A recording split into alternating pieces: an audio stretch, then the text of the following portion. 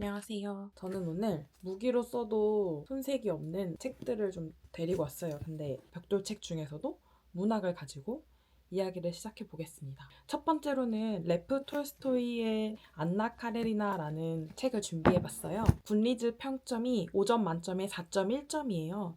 근데 굿리즈는 4점만 넘어도 3점 후반대부터는 되게 명작이라고 보시면 돼요. 그래서 4.1점이라는 것은 굉장히 높은 평점이다라고 보시면 될 것 같습니다. 제가 이 책을 읽은 이유는 사실은 첫 번째 문장이었어요. 한국인의 심금을 울리는 고전 문학 속 첫 문장들 본 적이 있는데 그 중에서 안나 카레리나의 첫 문장을 보고 굉장히 매력적이라고 생각을 했어요. 그리고 이제 그것들 중에서도 안나 카레리나의 첫 문장들을 출판사별로 번역을 어떻게 했는지 이렇게 모아놓은 리스트를 봤는데 거기서 가장 마음에 들었던 게 펭귄 클래식을 번역한 윤세라 번역가님이 쓰신 이 책이 가장 마음에 들었어요. 제가 첫 문장을 말씀드리면은 밑줄도 딱 쳐놨거든요. 행복한 가정은 서로 닮았지만 불행한 가정은 모두 저마다의 이유로 불행하다. 물론 이게 번역가에 따라 이 첫 문장이 조금씩 다르게 해석이 되었기 때문에 저는 사실은 윤세라 작가님이 저를 톨스토이 세계로 영업을 하신 거라고 생각을 합니다. 그리고 뒤에 이어서 제가 카라마조프가의 형제들이라고 도스토옙스키 책을 같이 설명을 드릴 건데 톨스토이와 도스토옙스키가 첫 문장을 가져가는 게 굉장히 다르거든요. 톨스토이는 주로 자신이 느낀 어떤 것들을 책이랑은 큰 상관없이 일단 화두를 던지고 보는 스타일이라고 하더라고요.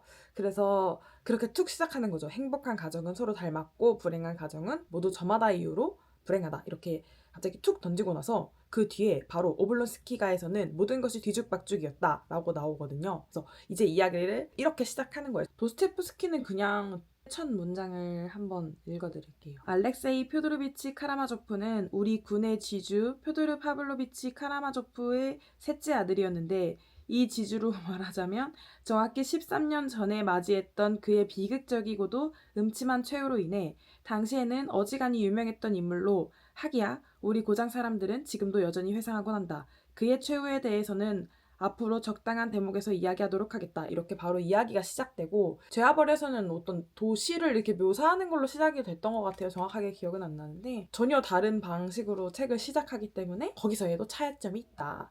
그리고 저는 첫 문장을 쓰는 방식에서는 좀 톨스토이가 사람을 홀리는 매력이 있지 않나라고 생각합니다. 그래서 읽은 이유를 구구절절 설명드렸는데 한 줄 요약을 하면 첫 문장 때문이다 라고 말씀드릴 수 있고요. 그래도 줄거리를 살짝 소개시켜 드릴 건데 어쩔 수 없이 스포가 포함이 되어 있어요. 그래서 조금 불편하시면 빠르게 넘기거나 아주 중요한 스토리는 안 다루긴 할 거예요. 뭐 정말 결론이나 이런 걸 말하진 않을 건데 그래도 혹시 불편하시면 빠르게 스킵하시면 될 것 같아요.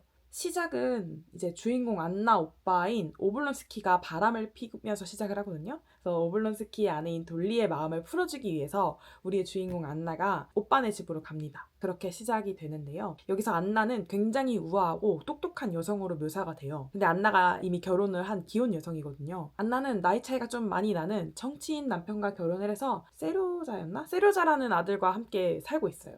오블론스키는 모스크바에 살고 모스크바에 온 김에 다들 아시죠? 귀족의 상류층 모임. 그런 상류층 모임에 참석을 하게 됩니다. 근데 그 귀족 사회에 지금으로 치면 좀 아이돌 같은 분이 하나 계셔요. 브론스키라고. 안나의 새언니, 돌리의 막내 동생인 키티랑 그러니까 썸을 타고 있는 사이였어요. 키티도 그 사교계에선 굉장히 예쁜 여자 아이돌이고 브론스키는 남자 아이돌이라고 보시면 될 것 같아요. 둘은 사교계에서 나름대로 선남선녀 커플로 이제 막 정평이 나여 있는 상황이었는데 그때 브론스키가 사교계에 참석한 안나를 보고 완전 사랑에 빠져요. 말 그대로 첫눈에 딱 반하는 거예요. 근데 안나는 이미 결혼까지 한 유부녀잖아요. 안나도 눈치를 챘거든요. 브론스키가 나를 좋아하는구나. 어떡하지? 막 이러면서 브론스키가 본인에게 끌리는 걸 인지를 해요. 근데 그러면 또 안 되잖아요.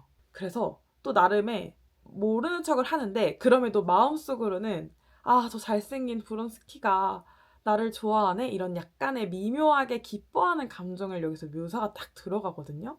근데 저는 그게 압권이라고 생각을 했던 게 톨스토이가 정말 여자인가 싶을 정도로 성별을 좀 의심했던 것 같아요. 이렇게 묘사를 하는데요.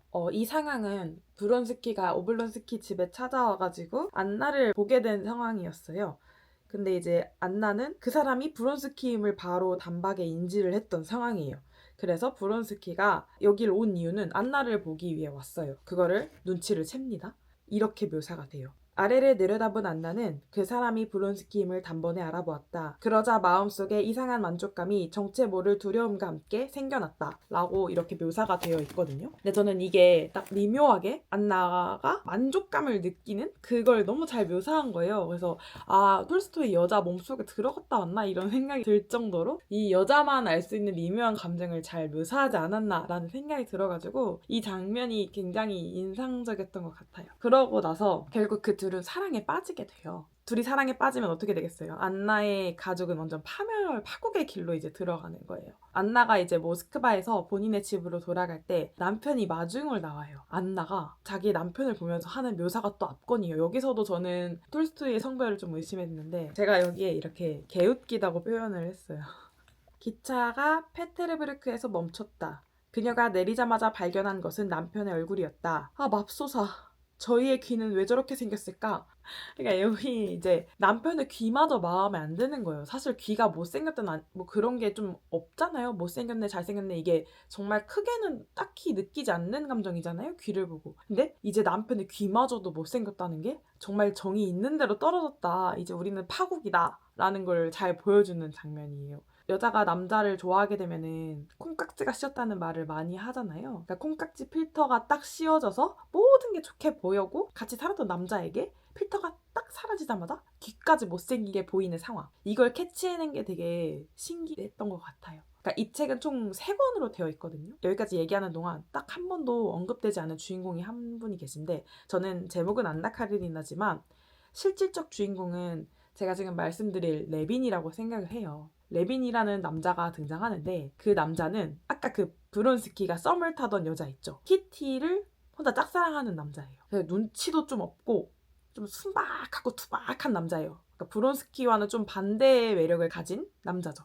귀족임에도 좀 농부로 살고 싶어하는 그런 인물이에요. 키티가 브론스키랑 좀 썸을 타던 시절에 둘이 주고받은 것도 없는데 갑자기 고백 공격을 날려요. 키티한테. 그냥 고백도 아니고 거의 청혼인데 키티한테 그래서 청혼을 거절을 당합니다. 그러고 나서 정말 뚝딱거리고 찌질한 면모가 나타나는데 그게 되게 현실적이어서 좀 재미있는 인물이기도 하고요. 제가 왜 레빈이 주인공이라고 말하냐면 이 책을 통해서 톨스토이가 하고 싶은 주장이 결국은 레빈을 통해서 보여지고 있어요. 앞서 말했던 첫 문장 행복한 가정과 불행한 가정이 언급된 그 부분에서 행복한 가정의 모습을 보여주는 것이 결국 레빈을 통해서 보여주거든요. 톨스토이 본인도 레빈처럼 농사짓고 사는 것에 낭만을 느꼈거든요. 그래서 본인을 가장 많이 투영한 인물이 레빈이라고 하더라고요. 그래서 톨스토이의 아내인 소피아가 이 책을 읽고 레빈이 완전 당신을 갖다 썼구나 라고 했다는 썰도 있어요. 그렇게 좀 레빈을 통해서 본인이 주장하는 바를 보여주고 있다 정도로 보시면 되고 크게 이제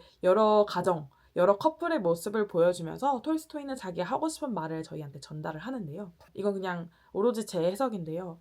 톨스토이가 하고 싶었던 말은 결국 행복한 가정이 서로에게 찌질한 면모까지도 털어놓고 솔직하게 대화하는 것. 상대의 찌질한 면모까지도 서로 다 보여주며 싸우고 화해하고 그 과정이 있어야 행복할 수 있다고 말하는 것 같았어요. 아까 레빈이 되게 찌질한 사람이라고 했잖아요. 그래서 레빈은 진짜 질투를 고스란히 드러내서 상대한테 삐지고 막 난리가 나요. 그리고 또 복잡한 가정사를 좀 가지고 있거든요.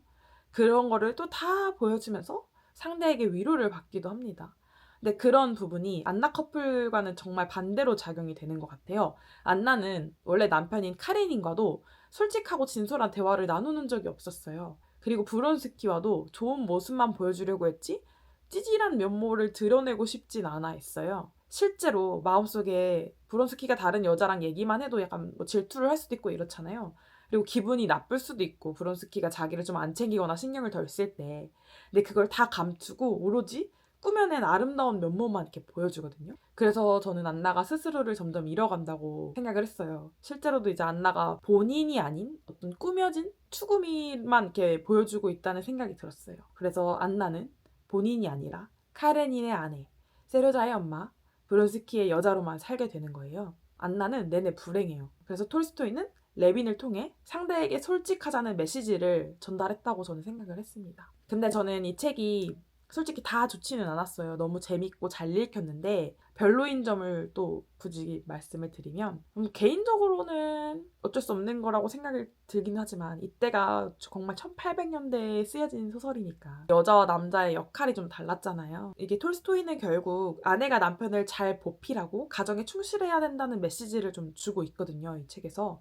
근데 저는 그런 결론이 좀 별로였어요. 왜냐면은 안나는 정말 자신의 가정에 충실했거든요. 물론 중간에 바람을 피긴 했지만 그 전까지는 굉장히 충실했고, 근데 안나가 바람을 핀 이유는 브론스키가 물론 멋있고 잘생겨서 좋았을 수도 있지만 안나가 그만큼 별로 행복하지 않았기 때문에 만족감을 느끼지 못했기 때문이라고 저는 생각을 했거든요. 그러니까 안나는 가정에 충실했지만 본인을 잃었어요. 너무 충실했기 때문에 자신으로 살 수 없었기 때문이에요. 안나가 불행한 근본적인 이유는 불륜이 아니라 자기 자신이 없었다고 생각을 했기 때문에 여성이 무조건 남편을 보필해야 된다 식의 이런 결론이 좀 별로라고 생각이 들었습니다. 그래서 좀 아쉽습니다.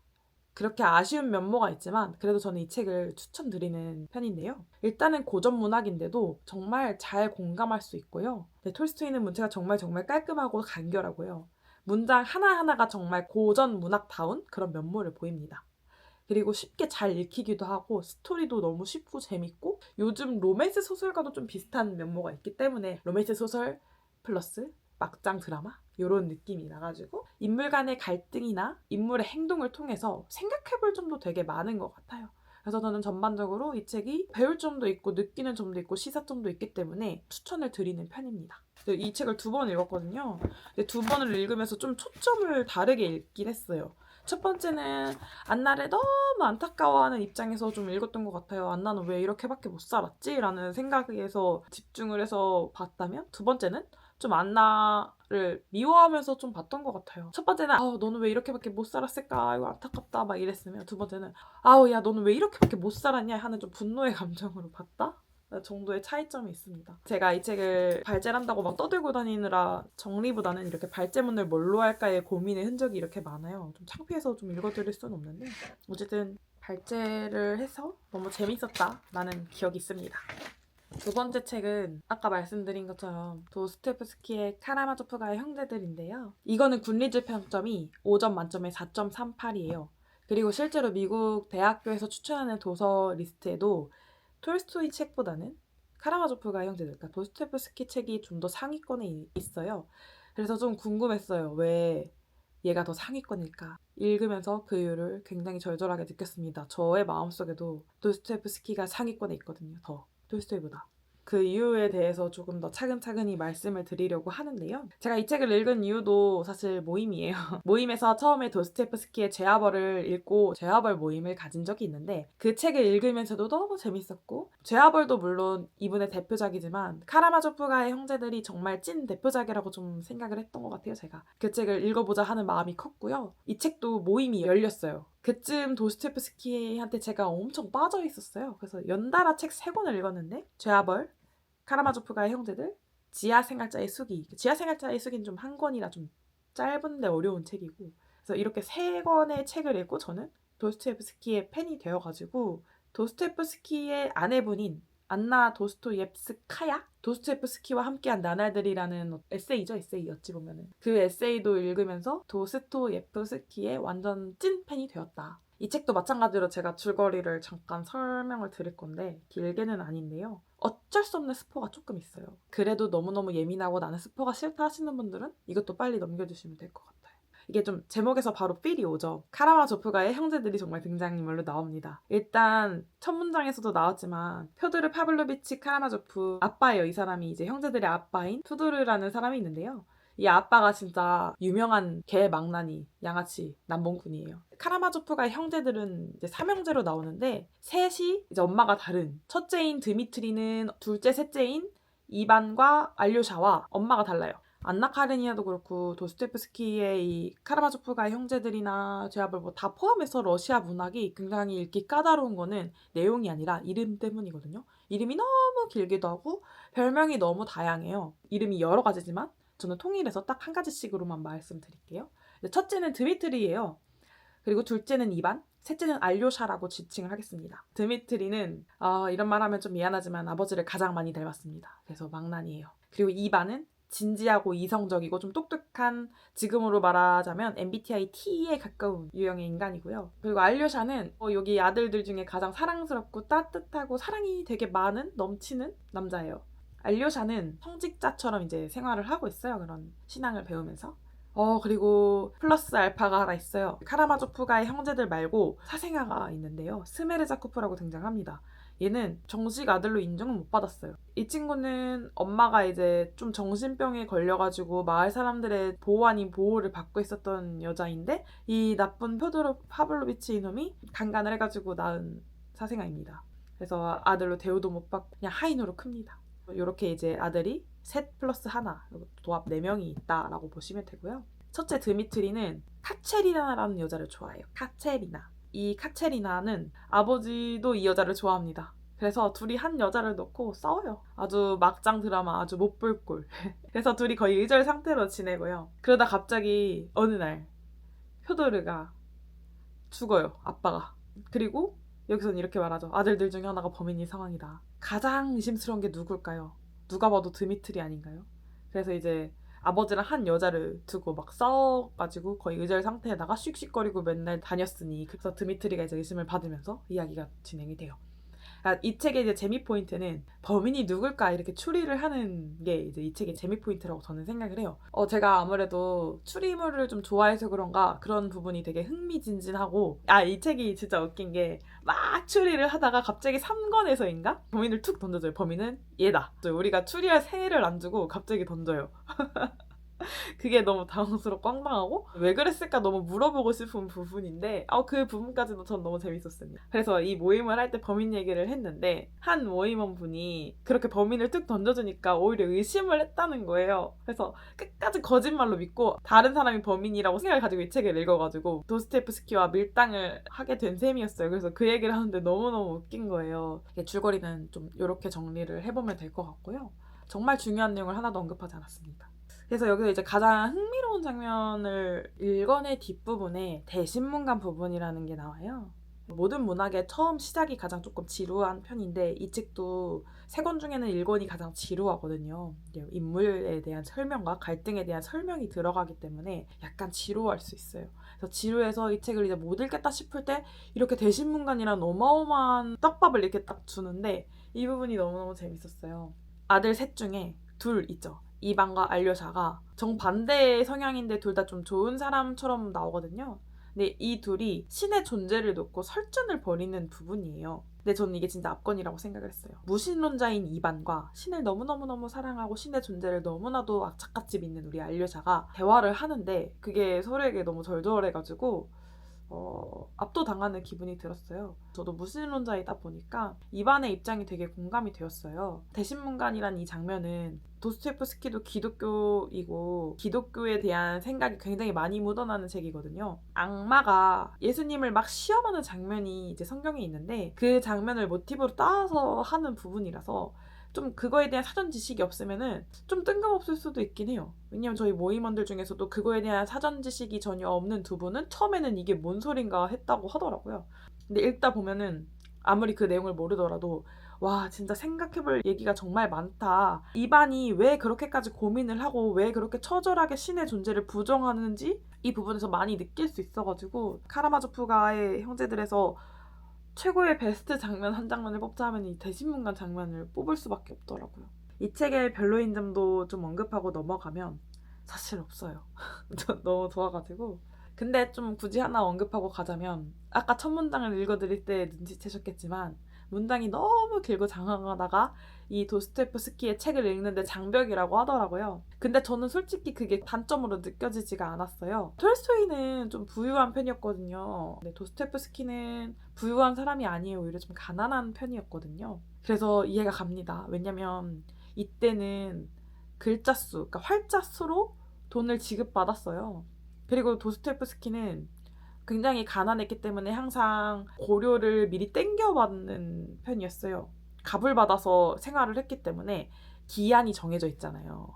톨스토이는 자기가 쓰고 싶은 만큼 쓰고 탈고를 하고 고치고 이럴 수 있었지만 도스토옙스키는 기한을 정해놓고 책을 쓰기 시작했기 때문에 일필휘지로 책을 썼다고 합니다. 탈고를 못했다는 게 어떻게 이런 책을 한 번에 이렇게 딱 쓸 수가 있지? 라는 생각이 들어서 진짜 감탄을 했던 것 같아요. 네, 그런 상상을 또 좀 해봤어요. 만약에 이분이 건강하시고 좀 여유도 있으셔가지고 수정 작업을 했다면 이 책이 다소 거친 부분들이 있는데 그런 거친 느낌이 많이 사라졌을 것 같다는 생각이 들거든요. 보내고 나서 후회한 적도 몇 번 있다라는 그런 내용을 봐가지고. 근데 저는 오히려 이렇게 거친 느낌이 있어서 이 책이 매력적인 것 같아요. 수정 작업을 만약에 거쳤다면 오히려 좀 별로일 수도 있겠다라는 생각을 혼자 상상을 해봤습니다. 그리고 이 책은 사실 미완성의 책이에요. 이거를 되게 큰 대작의 시리즈로 쓰시려고 계획을 했는데 이분이 이걸 쓰시고 돌아가셨거든요. 그래서 저는 도스토옙스키가 제발 제발 제발 부활해서 이 뒷이야기를 이어서 쓰셨으면 좋겠는 게 3권 마지막에 이 뒤로 자기가 어떤 내용으로 이어갈지를 좀 언급하거든요. 근데 그게 너무 궁금한 거예요. 무슨 내용이 나올진 알겠는데 무슨 내용이 이루어질진 모르잖아요. 누가 주인공으로 딱 나와서 어떻게 이어갈지가 보이는데 이야기가 없어. 그리고 이건 미완결이야. 진짜 너무 궁금해서 미쳐버릴 것 같은 거예요. 그게 진짜 유일한 단점입니다. 그래서 저는 이 책을 정말 추천을 드리고 많은 분들이 톨스토이와 도스토옙스키를 약간 라이벌 구도를 삼아서 많이 언급하시고 비교 아닌 비교를 많이 당한 그런 편인데 저에게는 정말 압도적으로 도스토옙스키가 항상 위너예요. 정말 최고. 제가 고전 문학을 읽기 힘든 이유는 여자를 정말 안 좋게 묘사하는 게 너무 많고 그때 당시의 상황상 어쩔 수 없기 때문에 받아들이면서 보긴 하지만 저도 여자인지라 조금 불편한 게 있거든요. 왜 이렇게까지 묘사를 하는 건가. 제화벌을 읽으면서 그런 점이 하나도 없는 거예요. 제가 지난번에도 언급했지만은 그리스인 조르바에서는 정말 처음부터 끝까지 불쾌 그 자체의 여자에 대한 묘사가 많은데 도스토옙스키의 글에는 여자를 그런 식으로 묘사한 게 하나도 없어서 너무 만족하면서 읽었던 책인 것 같아요. 정말 감동이 있는 책이었어요. 제가 이 책을 읽고 정말 뻐렁 차가지고 막 글을 여러 가지를 썼는데 그 키워드만 좀 말씀을 드리면 첫 번째는 죄의식이었어요. 내가 잘못하지 않은 걸로 왜 저렇게 죄의식을 느낄까라는 생각을 했었는데 저도 좀 그런 면모가 있더라고요. 제가 뭔가를 행하지 않아도 느끼는 어떤 죄의식, 죄책감? 그런 것들이 여기 잘 묻어나고 있어서 그런 부분이 좋아가지고 또 그 키워드를 생각해보게 됐고 또 자유라고 제가 제일 좋아하는 키워드인데 배신감 파트에서 나오는 건데 인간에게 자유를 주면 오히려 불행할 거다, 불편해한다, 그리고 불만을 가질 거다. 사람은 오히려 약간 억압과 속박이 있어야지 더 편하게 잘 살아간다라는 얘기를 하는데 되게 모순적인데 되게 어찌 보면 맞는 말이거든요. 강력한 권력에서 사람들은 순응하고 사는 거를 오히려 선호하는 것처럼 보이기도 하잖아요. 그런 부분에 대해서도 한 번쯤 생각해 볼 필요가 있다라는 생각이 들었어요. 왜냐면 자유에는 언제나 책임이 따르는 건데 그 자유에 대한 책임은 오로지 내 몫인데 그 책임을 지기 싫어하는 사람이 너무 많기 때문에 자유에 대해서도 한 번쯤 생각해 볼 만한 키워드가 있었고 제가 정말 감동받은 포인트는 이제 실천적 사랑이라는 키워드로 정리를 했는데 여기서 이제 조시마 장로라고 나오는데 되게 존경스러운 인물이에요. 근데 그 조시마 장로한테 막 어떤 인물이 가서 막 따지고 이러거든요. 근데 그 조시마 장로는 진짜 억지를 막 부리면서 따지는 그 사람에게 그냥 키스를 해줘요. 예수님도 악마가 막 자기를 시험에 들게 하고 괴롭히는데도 그냥 그저 키스를 해주거든요. 그런 거는 뭘까? 어떤 마음에서 비롯된 걸까라는 생각을 해봤어요. 사실 이제 기독교라는 게 종교라는 게 이미지가 좋지는 않은데 어찌 보면은 제 편견도 좀 많이 있는 것 같아요. 그런 종교를 가진 사람들이 물론 안 좋은 면모도 많이 갖고 있지만 좋은 면모를 갖고 있는 건 바로 이런 부분이거든요. 정말 대가를 바라지 않고 그 사람에게 호의를 베풀고 그 사람을 사랑하는 것? 그런 것에 대해서도 좀 한번 생각해 봤던 것 같아요.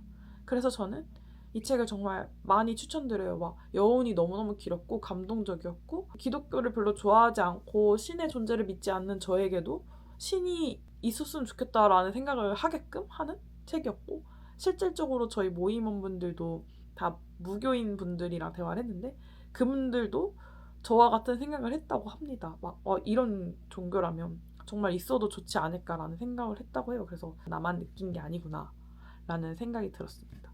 근데 이제 읽기가 빡센 건 맞습니다. 벽돌책이 괜히 벽돌책이 아니죠. 마지막 책은 레미제라블이에요. 빅토르 위고의 레미제라블. 이거는 굿리즈 평점 5점 만점에 4.21점이에요. 이 책을 읽은 이유는 제가 사실 저의 브이로그에서 이 책을 읽고 모임을 가진 장면이 나오는데 그 장면에서도 언급이 됐었거든요. 뮤지컬 레미제라블을 보고 제가 진짜 뻐렁 차가지고 영화를 봤어요. 영화까지. 원래 그 전에 영화를 본 적이 없었어가지고. 영화도 뮤지컬이랑 스토리가 거의 똑같더라고요. 근데 저는 그 영화나 뮤지컬에 생략된 그 사이사이의 이야기들이 너무 궁금했어요. 뭐 예를 들면 영화에서 갑자기 장발장이 풀려나고 나서 몇 년 뒤, 8년 뒤였나요? 8년 뒤에 갑자기 새로운 모습으로 딱 등장하거든요. 마들렌이라는.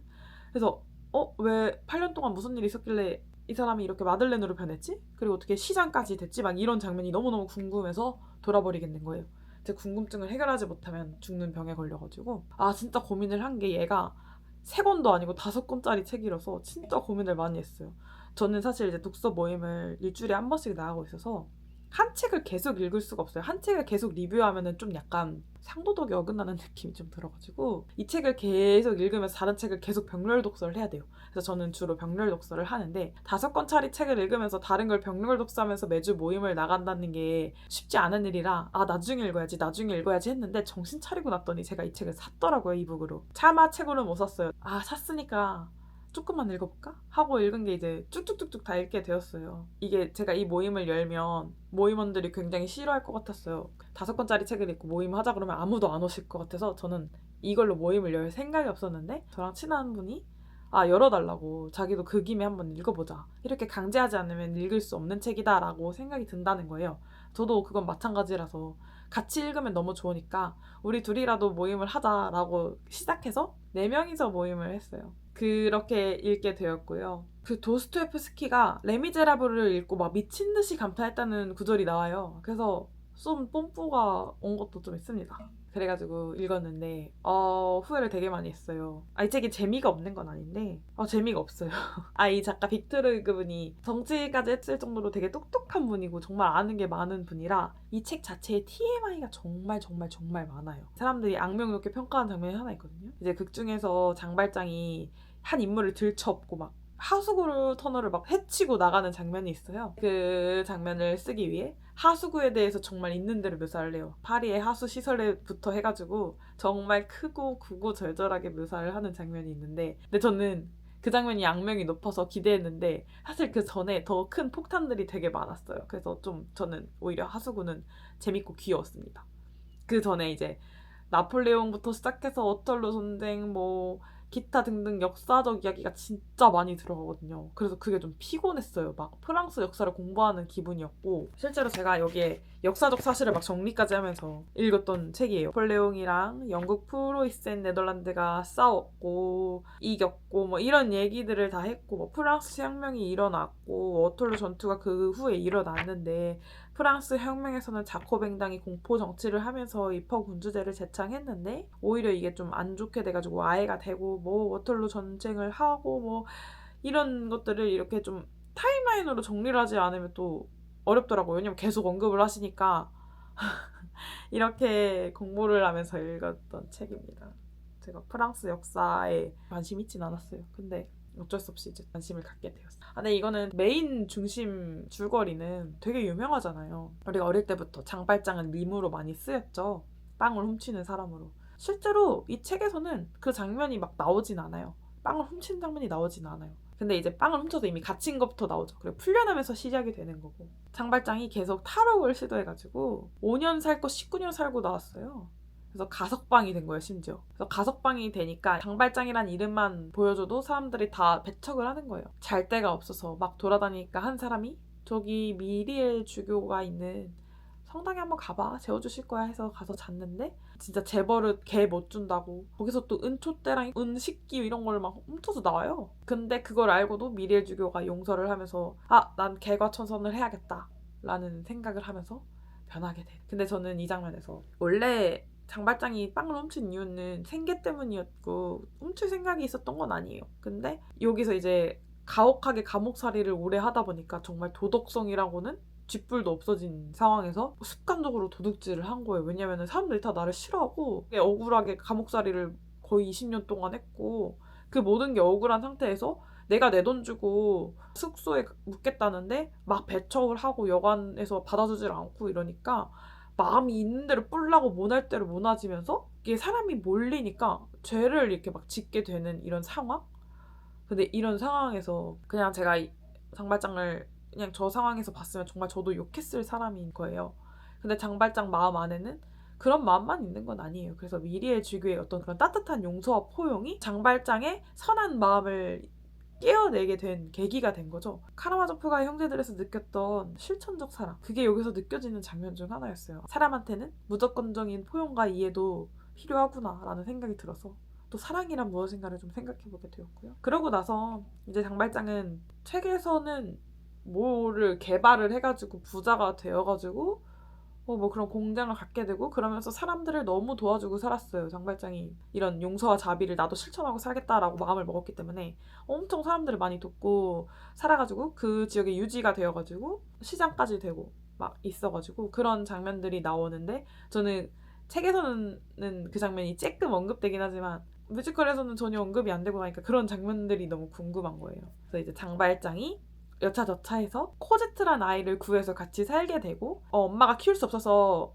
테나르디에 부부에게 맡겼는데 그 테나르디에 부부가 코제트를 완전 학대하면서 키웠거든요. 그런 장면들이 이제 나오고 다 뮤지컬이나 영화를 보신 분들은 다 아실 거예요. 그래서 그 장면과 계속 장발장을 추적하는 자베르 이런 인물들의 갈등 이런 게 너무너무 재미있게 묘사가 되는데 읽기가 정말 힘든 거는 아까 말했던 그 TMI들이 정말 많아서 단짠이 너무 심해요. 정말 달달한 내용들, 그러니까 달달하다는 건 재미있는 포인트를 말씀드리는 건데 그런 재미있는 부분이 나왔다가 정말 눈 깜짝할 새 사라져서 TMI 부분 너무 많이 나오니까 읽다가 포기하고 이렇게 되는 건 좀 있는 것 같아요. 그래서 실제로 모임할 때 모임원분들이 포기하고 싶었다라는 얘기를 진짜 많이 하셔서 저도 포기하고 싶었다 이런 얘기를 많이 했습니다. 줄거리는 좀 다른 책에 비하면은 너무 다 유명한 책이라서 말할 게 많이 없고요.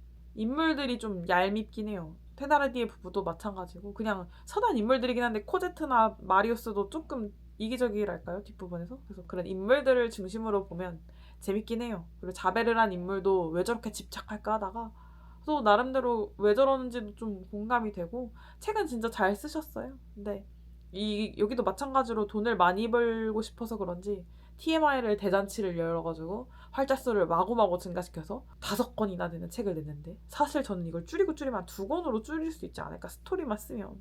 근데 또 TMI를 그냥 넘기기가 조금 애매한 게 또 책을 읽는데 도움이 안 되는 건 아니에요. 이 내용을 알면 왜 이렇게 됐는지도 막 잘 나올 수 있고 이 레미제라블은 1832년 6월 5일을 봉기를 가지고 이야기가 좀 진행이 되거든요. 뒷부분에.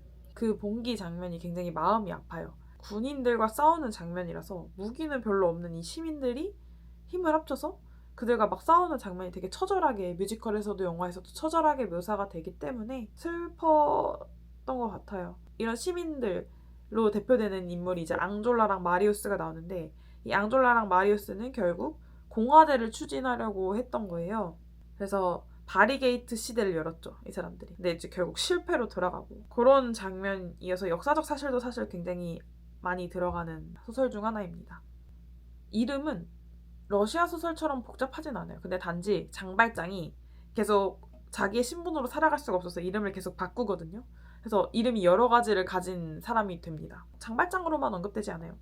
장발장 마들렌, 르블랑, 포슐르방 뭐 이렇게 좀 다양한 인물로 묘사가 되는 이 책에서도 별로 포인트를 너무 구구절절 많이 말해가지고 그래도 저는 이 책도 추천을 드리는 이유가 있어요. 일단 뮤지컬 내용이 진짜 너무 재밌어가지고 그 감동받은 게 있었거든요. 노래도 너무 좋고 넘버들도.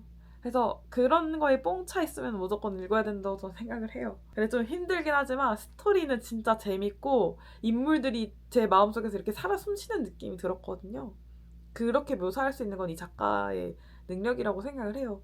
그리고 정말 중요하지만 이 세 권 다 정말 배경지식으로 갖고 있기에는 안성맞춤인 책이에요. 너무너무 유명하기도 하고 솔직히 말하면은 나 어디 가서 이 책 3권 읽었다라고 하면은 진짜 끝장나는 책이거든요. 3권짜리, 3권짜리, 5권짜리잖아요. 얘네만 해도 벌써 11권이에요. 그래서 이 11권을 읽으면 뭐든 할 수 있겠다는 마음이 듭니다. 어떤 고전문학도 내가 다 독파할 수 있다. 이런 생각이 들 정도로 어렵지만 힘내서 읽으면 정말 뿌듯한 순간이 오는 그런 지점이 있기 때문에 3권 다 너무너무 추천드려요. 각자의 매력이 다 다른 책이어서 장시간 얘기를 드렸지만 언젠가는 이 책을 다 읽고 저의 영상에 좀 더 공감을 해주셨으면 좋겠다는 생각이 들었습니다. 끝입니다.